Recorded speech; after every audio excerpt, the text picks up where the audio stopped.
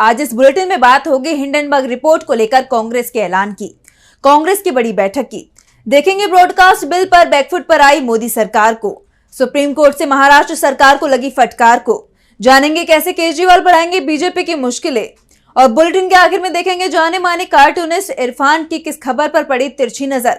लेकिन दिन भर की तमाम बड़ी खबरों से पहले एक नजर आज की सुर्खियों पर। कलकत्ता हाई कोर्ट ने डॉक्टर के साथ उत्पीड़न मामले को सौंपा सीबीआई को। राज्य सरकार कल सुबह 10 बजे तक सीबीआई को ट्रांसफर करेगी केस डायरी और दूसरे रिकॉर्ड। दिल्ली में झंडा फहराने के विवाद में नया मोड़, एलजी ने आतिशी की जगह कैलाश गहलोत के नाम को दी मंजूरी। सीएम केजरीवाल चाहते थे आतिशी फहराए झंडा। बिहार को विशेष पैकेज को लेकर कांग्रेसी विधायक आनंद शंकर सिंह का बड़ा बयान, कहा नीतीश आज भी गिरा सकते हैं। एनडीए सरकार राज्यव्यापी आंदोलन का किया ऐलान। लाल निशान पर बंद हुआ शेयर बाजार, 692 अंकों की गिरावट के साथ 78,956 पर बंद हुआ सेंसेक्स, तो वहीं 208 अंकों की गिरावट के साथ 24,139 पर क्लोज हुआ निफ्टी। ये तो थी सुर्खियां। अब बात आज की सबसे बड़ी खबर की। अडानी और सेबी पर हिंडनबर्ग की रिपोर्ट आने के बाद से ही देश की राजनीति में भूचाल आया हुआ है और इस बार ईडी भी विपक्ष के निशाने पर आ गई है। इसी को लेकर अब कांग्रेस ने देश भर में बहुत बड़े आंदोलन का ऐलान कर दिया है। देखिए रिपोर्ट। हिंडनबर्ग की रिपोर्ट से देश की राजनीति में हंगामा मचा हुआ है। कांग्रेस ने तो सेबी प्रमुख को पद से हटाए जाने को लेकर मुहिम ही छेड़ रखी है और अब इसी को लेकर कांग्रेस ने 22 अगस्त को पूरे देश में आंदोलन करने का ऐलान किया है। मंगलवार को दिल्ली में कांग्रेस अध्यक्ष मल्लिकार्जुन खड़गे की अध्यक्षता में ऑल इंडिया कांग्रेस कमेटी की बैठक हुई। इस बैठक में कांग्रेस ने 22 अगस्त को देश के हर राज्य की राजधानी में स्थित ईडी ऑफिस के घेराव का ऐलान किया है। इस दौरान कांग्रेस सेबी चेयरपर्सन के इस्तीफे की भी मांग करेगी। पार्टी के संगठन महासचिव केसी वेणुगोपाल ने प्रेस कॉन्फ्रेंस में ये जानकारी दी। बता दें कि राहुल गांधी ने भी हिंडनबर्ग मामले को लेकर बहुत जल्द प्रेस कॉन्फ्रेंस करने का ऐलान कर दिया है। मतलब साफ है कि संसद के बाद अब सड़क पर भी कांग्रेस मोदी सरकार से आर पार के लिए कमर कसकर तैयार है। हिंडनबर्ग की रिपोर्ट को लेकर मोदी सरकार घिरती जा रही है, तो वहीं कांग्रेस ने भी मोदी सरकार को घेरने की तैयारी कर ली है। मंगलवार को दिल्ली में ऑल इंडिया कांग्रेस कमेटी की बड़ी बैठक हुई। बैठक में कई मुद्दों पर चर्चा हुई। बैठक के बाद कांग्रेस अध्यक्ष मल्लिकार्जुन खड़गे ने इस बैठक की जानकारी साझा की, जिससे साफ है कि कांग्रेस एक बार फिर मोदी सरकार को घेरने के लिए तैयार है। एक बार फिर मोदी सरकार की मुश्किलें बढ़ने वाली हैं, क्योंकि संसद के बाद अब कांग्रेस पार्टी मोदी सरकार को सड़क पर घेरने की तैयारी कर चुकी है।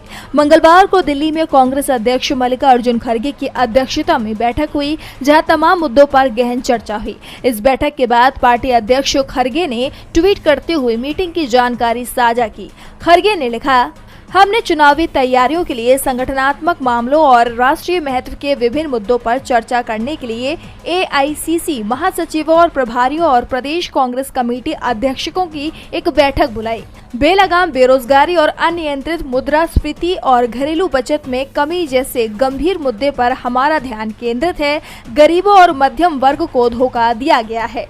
संविधान पर हमला लगातार जारी है। जातीय जनगणना लोगों की मांग है।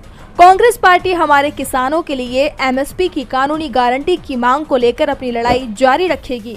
हमारे देशभक्त युवाओं पर थोपी गई अग्निपथ योजना को खत्म किया जाना चाहिए। ट्रेनों का पटरी से उतरना आम बात हो गई है, जिससे करोड़ों यात्रियों को परेशानी होती है। जलवायु संबंधी आपदाएं और ढहता बुनियादी ढांचा भी चिंता का कारण है।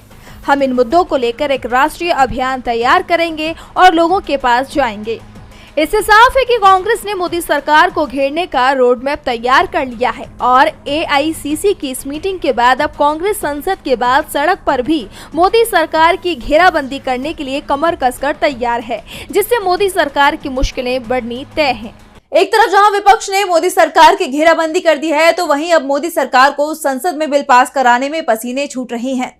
और अब ब्रॉडकास्ट बिल को लेकर खबर आ रही है कि मोदी सरकार ने इसे वापस लेने का फैसला कर लिया है। तो आखिर क्यों इस बिल पर अपने पैर खींचने को मजबूर हो गई है मोदी सरकार? देखिए रिपोर्ट। वक्फ बिल को सदन में पास न करवा पाने के बाद अब मोदी सरकार एक और बिल को लेकर बैकफुट पर आ गई है। मंगलवार को केंद्र सरकार ने ब्रॉडकास्ट बिल को वापस लेने का फैसला लिया है। बता दें कि चुनाव नतीजों के बाद से ही ऑनलाइन मीडिया को मोदी सरकार की हार का सबसे बड़ा जिम्मेदार माना जा रहा था, जिस पर लगाम लगाने के लिए अब मोदी सरकार इस बिल को लेकर आई थी। मीडिया और सोशल मीडिया पर नकेल कसने के इरादे से तैयार किए गए इस बिल को सरकार ने सभी संबंधित पक्षों से कुछ और रायशुमारी करने का बहाना देकर 15 नवंबर तक टाल दिया है। लेकिन इस बहाने के पीछे की असली वजह कुछ और ही मानी जा रही है। कहा जा रहा है कि इस बिल को लेकर इंडिया गठबंधन के लगातार विरोध को देखते हुए मोदी सरकार पर दबाव बढ़ता ही जा रहा था। वहीं वक्फ बोर्ड संशोधन विधेयक पास न करवा पाने से बीजेपी के बचे खुचे आत्मविश्वास को भी गहरी चोट लगी है। इसलिए सरकार ने फिलहाल इस बिल को वापस लेना ही बेहतर समझा है। विपक्ष के दबाव में ब्रॉडकास्ट बिल पर केंद्र की एनडीए सरकार बैकफुट पर दिखाई दे रही है, तो वहीं महाराष्ट्र की एनडीए सरकार को सुप्रीम कोर्ट से बड़ा झटका लगा है। सुप्रीम कोर्ट ने महाराष्ट्र सरकार को कड़ी फटकार लगाई है। इसके साथ ही कोर्ट ने बड़ी चेतावनी भी दी है, जिसके बाद से महाराष्ट्र सरकार घबराई हुई है।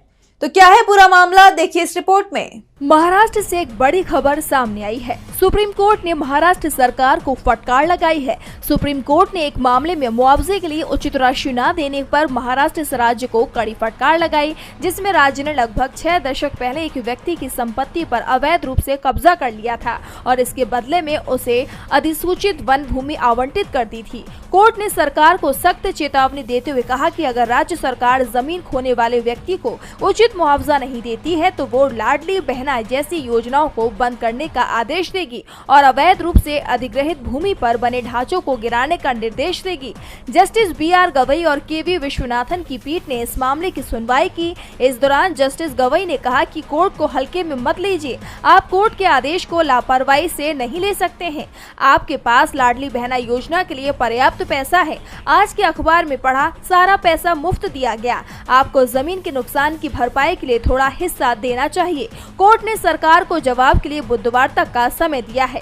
बता दें कि याचिकाकर्ता ने दावा किया कि उसके पूर्वजों ने 1950 में पुणे में 24 एकड़ जमीन खरीदी थी, जो राज्य सरकार ने 1963 में कब्जा ली। याचिकाकर्ता ने जमीन मांगी तो सरकार ने बताया कि जमीन रक्षा मंत्रालय के आयुध अनुसंधान विकास प्रतिष्ठान संस्थान यानी ARDEI को दे दी गई है। सरकार ने बताया कि याचिकाकर्ता को दूसरी जमीन दी है, लेकिन वो वन भूमि थी। इसी मामले पर मुआवजा मांगा गया, जिसके बाद से शिंदे सरकार घिरती हुई दिखाई दे रही है।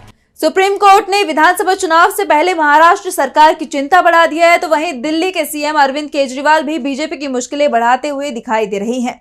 सीबीआई की गिरफ्तारी के खिलाफ केजरीवाल ने सुप्रीम कोर्ट का रुख किया है।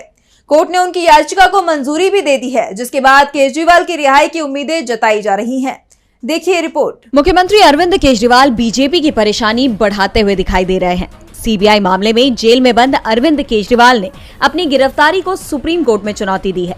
साथ ही मामले में जल्द सुनवाई का अनुरोध किया था। केजरीवाल ने एक जमानत याचिका भी दाखिल की है और अब सुप्रीम कोर्ट ने भी उनकी याचिका को सुनवाई के लिए सूचीबद्ध कर लिया है। 20 अगस्त को केजरीवाल की याचिका पर सुनवाई होगी। कोर्ट का ये फैसला बीजेपी की परेशानी बढ़ाता हुआ दिखाई दे रहा है। एक तरफ सुप्रीम कोर्ट का हालिया रवैया, कोर्ट ने बीते कुछ वक्त में जमानत पर जोर देते हुए कई अहम टिप्पणी की है। जमानत को नियम बताया है तो जेल को अपवाद, और आप नेता मनीष सिसोदिया को तो जमानत भी दे दी। केजरीवाल को भी ईडी मामले में सुप्रीम कोर्ट से जमानत मिल चुकी है। अब सीबीआई मामले में भी जमानत मिलने की तो उम्मीद जताई ही जा रही है, लेकिन चर्चाएं ये भी चल रही हैं कि गिरफ्तारी पर भी कोर्ट केजरीवाल के पक्ष में फैसला सुना सकता है, जो न सिर्फ सीबीआई बल्कि बीजेपी के लिए भी झटका साबित होगा, क्योंकि हरियाणा में चुनाव नजदीक है। ऐसे में केजरीवाल का बाहर आना बीजेपी के लिए नुकसानदेह साबित हो सकता है। ऐसे में अब कोर्ट क्या फैसला सुनाता है, ये तो देखने वाली बात होगी। केजरीवाल की रिहाई बीजेपी के लिए बड़ा झटका साबित हो सकती है, तो वहीं अजीत पवार भी एनडीए को झटका देने की तैयारी में नजर आ रहे हैं। एनसीपी प्रमुख अजीत पवार ने अब अपने ही फैसले से पलटी मारी है। उन्होंने अपने फैसले को गलत बताया है। तो क्या था वो फैसला जिसे लेकर अब अजीत पवार को हो रहा है पछतावा? देखिए रिपोर्ट। महाराष्ट्र में फिलहाल चुनावी हलचल तेज है। आगामी विधानसभा चुनाव के लिए सभी पार्टियां अपनी रणनीति पर काम कर रही हैं। इस बीच एनसीपी प्रमुख अजित पवार का चौंकाने वाला बयान सामने आया है। अजित पवार ने अपनी गलती मानी है। उन्होंने कहा कि लोकसभा चुनाव में पत्नी और बहन को आमने सामने लाना गलत कदम था। दरअसल लोकसभा चुनाव में महाराष्ट्र की बारामती सीट से एनसीपी अजित गुट से अजित पवार की पत्नी सुनेत्रा पवार मैदान में थी, तो एनसीपी शरद गुट की तरफ से सुप्रिया सुले मैदान में थी। इस सीट पर तो सुप्रिया सुले को जीत मिली ही, लेकिन इसके साथ ही महाराष्ट्र की अन्य सीटों पर भी अजित पवार को झटका ही लगा। 4 में से केवल 1 सीट पर उनकी पार्टी ने जीत दर्ज की। और अब विधानसभा चुनाव से पहले अजित पवार के इस यू टर्न ने कई तरह की चर्चाओं को जन्म दे दिया है। अजित पवार ने आगे कहा है कि राजनीति की अपनी जगह है और इसे घर के भीतर नहीं घुसाना चाहिए। उन्होंने ये भी कहा कि अगर वो रक्षाबंधन के दौरान बारामती में होते हैं तो वो निश्चित रूप से अपनी बहन सुप्रिया सुले से मिलेंगे। ऐसे में सवाल ये उठ रहे हैं कि अचानक से अजित पवार के तेवर शरद पवार के लिए इतने नरम कैसे हो गए? क्या महाराष्ट्र की राजनीति में कोई बड़ा मोड़ आने वाला है? क्या विधानसभा चुनाव से पहले एनसीपी एकजुट हो जाएगी? अगर ये सच हुआ तो चुनाव से पहले ये एनडीए के लिए बड़ा झटका साबित हो सकता है। एक तरफ एनडीए मुश्किल में दिखाई दे रहा है तो वहीं शेख हसीना की मुश्किलें कम होती दिखाई नहीं दे रही। खबर है कि शेख हसीना अगर बांग्लादेश वापस लौटती हैं तो उनकी पूरी जिंदगी जेल में कट सकती है। शेख हसीना के खिलाफ एक शख्स की जान लेने का मामला दर्ज किया गया है। क्या है पूरा मामला, देखिए इस रिपोर्ट में। बांग्लादेश की पूर्व प्रधानमंत्री शेख हसीना के देश छोड़ने के बाद भी उनकी मुसीबतें बढ़ती नहीं दिखाई दे रही हैं। इस बीच शेख हसीना के खिलाफ किसी की जान लेने का मामला दर्ज किया गया है। 19 जुलाई को ढाका में हुई पुलिस गोलीबारी में अबू सईद की जान चली गई थी। अब इस मामले में शेख हसीना और उनकी पार्टी के 6 नेताओं को आरोपी बनाया गया है। माना यह जा रहा है कि शेख हसीना को बांग्लादेश लौटने से रोकने के लिए ये मामला दर्ज किया गया है। फिर भी शेख हसीना बांग्लादेश वापस लौटती हैं तो बची जिंदगी उनको जेल में बितानी पड़ सकती है।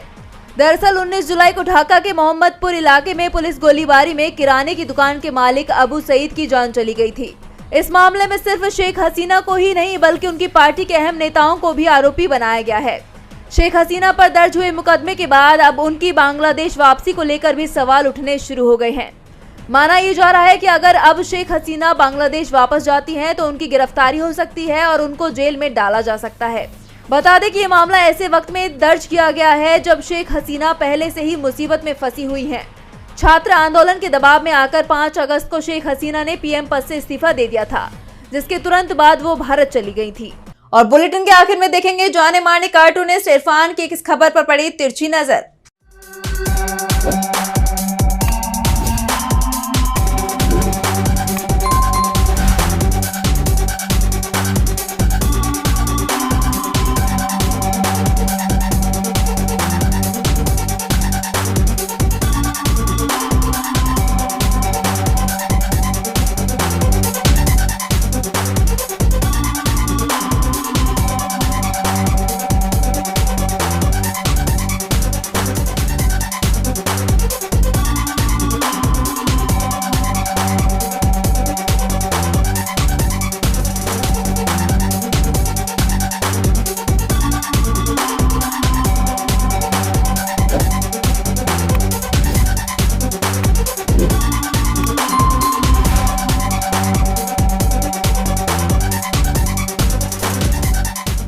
वही लाल किला, वही पीएम, वही मन की बात जैसा भाषण। अब इन सब में एक और परमानेंट आइटम जुड़ गया है।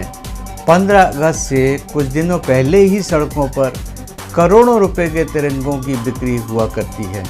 इसका प्रचार पीएम मोदी खुद रेडियो से आकर करते हैं। लोगों से कहते हैं कि भाई इनको खरीदो और अपने अपने घरों पर जाकर लगाओ और मुझे उसकी सेल्फी भी भेजो लगा के। क्या अच्छा नहीं होता? महंगाई की मार और करों के जख्मों से करा रही जनता को ये राष्ट्रीय झंडे तो सरकार मुफ्त में दे ही सकती है।